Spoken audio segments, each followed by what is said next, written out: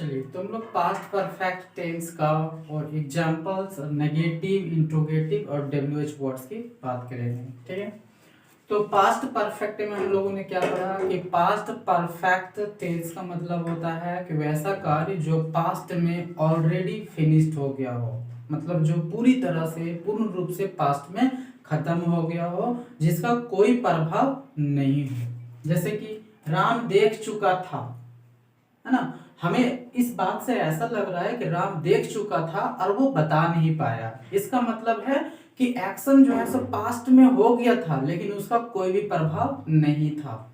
क्योंकि हम लोग प्रेजेंट परफेक्ट में जब देखे थे तो उसमें पता चल रहा था कि कोई भी काम बहुत पहले फिनिश्ड हो गया है और उसका प्रभाव अभी भी है। जैसे कि मैं बोलूं कि राम देख चुका है, यदि हम है बोलेंगे तो वो देख चुका है बहुत पहले और वो अब बता रहा है। लेकिन यहाँ पे है राम देख चुका था, वो देख चुका था लेकिन वो नहीं बता पाया, मतलब पास्ट में वो देखने का काम पूर्ण रूप से खत्म हो गया था लेकिन उसका प्रभाव नहीं है।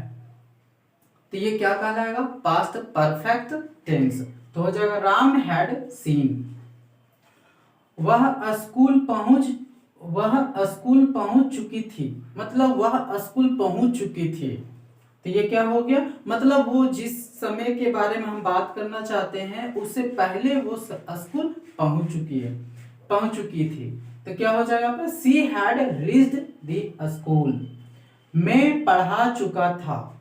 ऐसा लग रहा है कि ये काम ऑलरेडी फिनिश्ड हो गया है लेकिन उसका प्रभाव नहीं है। तो ये क्या हो जाएगा? Past perfect. तो क्या हो गया? आई हैड डाउट, वह मुझे पीट चुका था, मतलब पास्ट में ऑलरेडी एक्शन फिनिश्ड हो गया था। तो क्या हो जाएगा? ही हैड बीटेन मी, आप खाना बना चुके थे। ऐसा लग रहा है कि जिस समय के बारे में हम चर्चा कर रहे हैं उससे पहले वो खाना बना चुका था। तो क्या हो जाएगा? यू हैड कुक्ड फूड, मैं दौड़ चुका था। ऐसा लग रहा है कि जिस समय के बारे में हम बात करना चाह रहे हैं उससे पहले हम दौड़ने का काम खत्म कर चुके थे।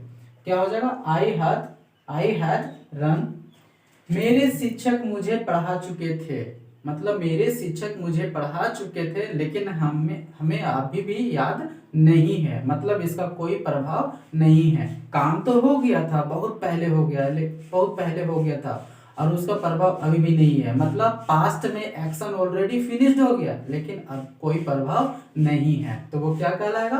Past perfect tense. क्या हो जाएगा? My teacher had taught me, तुम लोग लिख चुके थे, मतलब ऐसा लग रहा है कि जिस समय हम बात कर रहे हैं उससे पहले वो लिख चुका था। जैसे क्या हो जाएगा? यू हैड रिटन, सीता मर चुकी थी। ऐसा लग रहा है कि जिस समय के बारे में हम चर्चा कर रहे हैं उससे पहले सीता मर चुकी थी। तो क्या हो जाएगा? सीता हैड डाइड, मैं सो चुका था। ऐसा लग रहा है कि मान लेते रात में चोरी हुआ, तो जिस समय चोरी हुआ उससे पहले हम नींद में हो चुके थे, मतलब मैं पूरी तरह से सो चुका था। तो क्या हो जाएगा? मैं सो चुका था। ठीक है, अब हम लोग बात करते हैं इसका नेगेटिव के बारे में, इंट्रोगेटिव के बारे में और डब्ल्यूएच वर्ड्स के बारे में। तो नेगेटिव मतलब हम लोग जानते हैं कि वैसा सेंटेंस जिसमें नॉट इंक्लूड हो।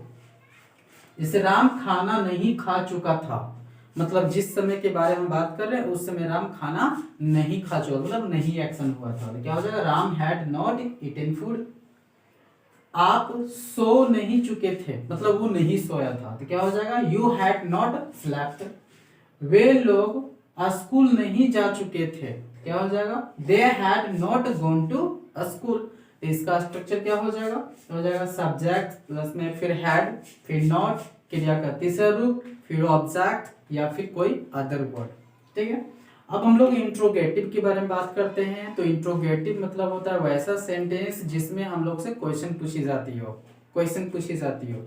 तो यहाँ पे जब भी हम लोग को क्वेश्चन पूछेगा तो उसका आंसर हमेशा यस या नो में होगा तो उसे इंट्रोगेटिव बोलते हैं। तो इसका आंसर हमेशा यस या नो में होगा तो उसे हम लोग इंट्रोगेटिव सेंटेंस बोलते हैं। लेकिन जिसमें हम लोग को रीजन पे करना पड़ता है, रीजन बताना पड़ता है, उसे हम लोग डब्ल्यूएच क्वेश्चंस बोलते हैं। ठीक है, अब ये देखते हैं कि ये कैसे होता है। क्या राम जा चुका था? यदि हमसे कोई पूछे कि क्या राम जा चुका था, तो उसका आंसर हम हाँ या ना में दे सकते हैं। तो ये किस टाइप का क्वेश्चन है? तो ये इंट्रोगेटिव में है, लेकिन इंट्रोगेटिव में किस टाइप बोला मैं, तो यस नो वाला क्वेश्चन में आता है। ठीक है, तो इसका आंसर हम सिंपली हाँ या ना में दे सकते हैं, तो उसे हम लोग इंट्रोगेटिव कहते हैं। तो यहाँ क्या हो जाएगा, तो इंट्रोगेटिव में देखते हैं कि जब भी वाक्य जब भी क्या से स्टार्ट होता है, तो उसमें हम लोग कभी भी व्हाट का प्रयोग नहीं करते हैं। उस सेंटेंस में यूज होने वाले हेल्पिंग वर्ब को हम लोग बाहर कर देते हैं। तो हम लोग देख रहे हैं कि हर एक जगह जो है इसमें हेड का यूज हो रहा है, हर जगह हेड का यूज हो रहा है। तो ये हेड जो है क्या है, यहाँ पे एक हेल्पिंग वर्ब है। तो हेल्पिंग वर्ब को हम लोग क्या करेंगे, बाहर कर देंगे। तो ये बाहर आ गया, उसके बाद लिखा गया, तो क्या हो जाएगा, हैड राम गॉन। क्या हुआ, आ चुका था, तो हो जाएगा ही के साथ में हेड का, तो हैड ही कम। तो इसका स्ट्रक्चर क्या हो जाएगा, तो पहले हेड लगेगा, उसके बाद सब्जेक्ट लगेगा, उसके बाद क्रिया का तीसरा रूप, उसके बाद कोई ऑब्जेक्ट या फिर कोई अदर वर्ड। नेक्स्ट हम लोग बात करते हैं WH क्वेश्चंस की। तो WH क्वेश्चन हम लोग जानते हैं कि WH वर्ड को सबसे पहले लिखा जाता है। जैसे कि राम क्यों जा चुका था, तो क्यों जो है सो ये WH वर्ड है, क्यों जो है सो ये WH वर्ड है। तो इस WH वर्ड को पहले लिखेंगे, और WH वर्ड के बाद हमेशा हेल्पिंग वर्ब का प्रयोग होता है। तो इस सेंटेंस में, इस प्रेजेंट परफेक्ट टेंस में हम लोग हेड का यूज करते हैं एज ए हेल्पिंग वर्ब। तो उस हेड को हम लोग यहाँ पे लिखेंगे, उसके बाद सब्जेक्ट होगा, उसके बाद क्रिया का तीसरा रूप। वे लोग कब देख चुके थे, क्या हो जाएगा, ये वेन क्या है, यहाँ पे कब देख चुके थे। वेन जो है सो WH वर्ड है, तो WH वर्ड को हम लोग बाहर कर दिए, उसके बाद हेड लगाए, उसके बाद देख और सीन। तो इसका स्ट्रक्चर क्या होगा, तो पहले WH लगेगा, उसके बाद हेल्पिंग वर्ब, उसके बाद सब्जेक्ट, उसके बाद क्रिया का तीसरा रूप, उसके बाद ऑब्जेक्ट या फिर कोई अदर वर्ब। तो इस तरीके से हम लोग का पास्ट परफेक्ट टेंस जो है सो समाप्त हुआ। तो ये हम लोग का पास्ट परफेक्ट का फर्स्ट स्ट्रक्चर समाप्त हुआ। अब हम लोग पढ़ेंगे इसके दो स्ट्रक्चर्स, और जो आफ्टर और बिफोर से आता है।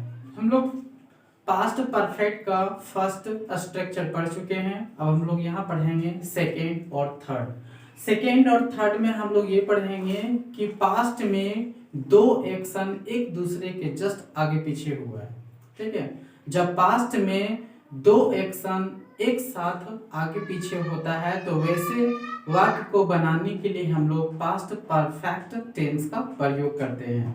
अब जैसे कि जानते हैं कि आखिर में किस तरह का वाक्य आता है।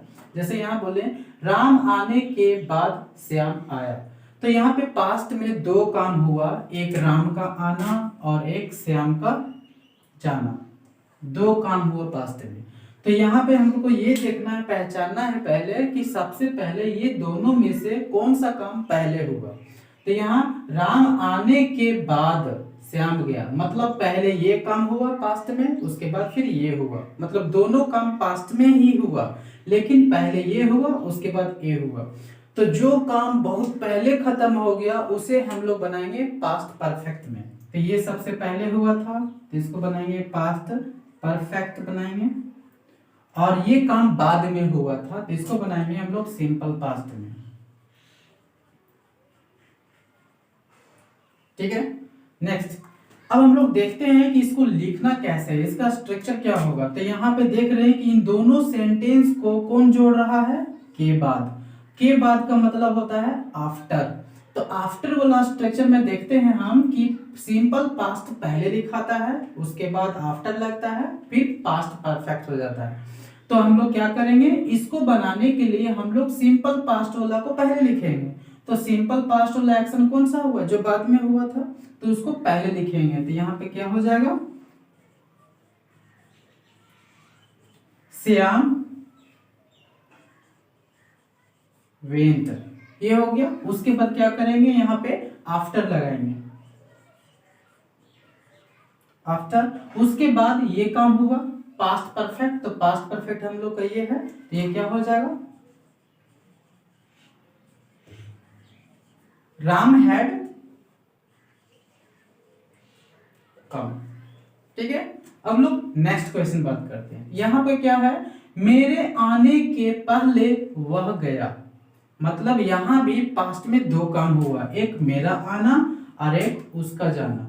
दो काम हुआ पास्ट में, तो हम लोग को देखना है कि पास्ट में जब दो काम हुआ तो सबसे पहले कौन सा काम हुआ। तो देखो, मेरे आने के पहले वह गया, मतलब हम मेरे आने के पहले वो चला गया था, तो मतलब फर्स्ट में ये काम हुआ। तो इस फर्स्ट जो सबसे पहले हो गया उसको कौन सी टेंस में बनाएंगे, पास्ट परफेक्ट। तो इसको लिख देते हैं यहाँ पे पास्ट परफेक्ट। बाद में ये काम हुआ था, तो जो काम बाद में हुआ था उसको किस में बनाएंगे, सिंपल पास्ट। तो ये बन जाएगा हम लोग को सिंपल पास्ट में। इन दोनों सेंटेंस को कौन जोड़ रहा है, के पहले। अब हम लोग देखते हैं के पहले मतलब बिफोर। तो बिफोर वाला स्ट्रक्चर में हम लोग देखते हैं कि क्या हम लोग को पहले लिखना होता है। तो बिफोर वाला में पास्ट परफेक्ट पहले लिखाता है, तो इसको जब हम लोग बनाएंगे तो पास्ट परफेक्ट पहले लिखेंगे। तो पास्ट परफेक्ट इन दोनों में से कौन सा है, ये वाला, तो इसको हम लोग पहले लिखेंगे। तो क्या हो जाएगा यहाँ पे, ही हैड गॉन बिफोर। उसके बाद सिंपल पास्ट, तो सिंपल पास्ट में क्या होता है, मेरे आने पहले, तो यहां लिखे आई केम। ठीक है। अब नेक्स्ट, घंटी बजने के बाद मैं स्कूल पहुंचा। मतलब पास्ट में दो काम हुआ, एक घंटी बजना और एक मेरा पहुंचना। ठीक है।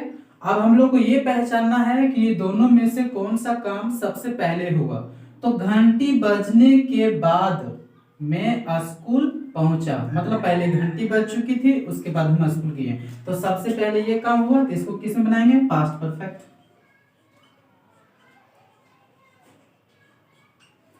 और ये काम बाद में हुआ तो किस में बनाएंगे, सिंपल पास्ट।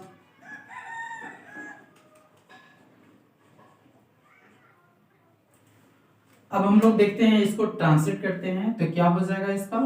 तो हम लोग देखते हैं कि ये दोनों सेंटेंस को कौन जोड़ रहा है, के बाद। अब के बाद वाला स्ट्रक्चर में हम लोग जाते हैं तो क्या होता है, आफ्टर वाला हम देखते हैं कि सिंपल पास्ट पहले दिखाता है। तो हम लोग देखेंगे कि इन दोनों में से सिंपल पास्ट वाला काम कौन सा है, ये वाला। यहाँ क्या हो जाएगा, आई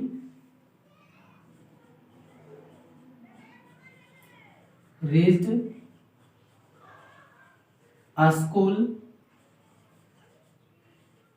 after the bell had gone। Next है, पुलिस आने के पहले चोर भाग चुका था। तो मतलब पास्ट में दो काम हुआ, एक पुलिस का आना और एक चोर का भागना। तो हम लोग को ये पहचानना है कि इन दोनों में से कौन सा काम सबसे पहले हुआ। तो पुलिस आने के पहले चोर भाग चुका था, मतलब सबसे पहले ये काम हुआ था।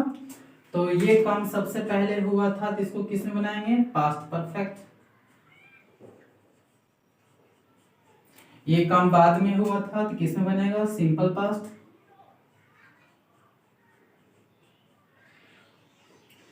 इन दोनों सेंटेंस को कौन जोड़ रहा है, के पहले। तो के पहले मतलब बिफोर, और बिफोर वाला स्ट्रक्चर हम लोग क्या देख रहे हैं कि पास्ट परफेक्ट पहले लिखाता है। तो इसमें पास्ट परफेक्ट कौन है हम लोग का, ये चोर का भागना। तो क्या हो जाएगा यहाँ पे, the thief had run away। उसके बाद लगेगा बिफोर, उसके बाद सिंपल पास्ट। तो सिंपल पास्ट वाला कौन सा है हम लोग का, ये द पुलिस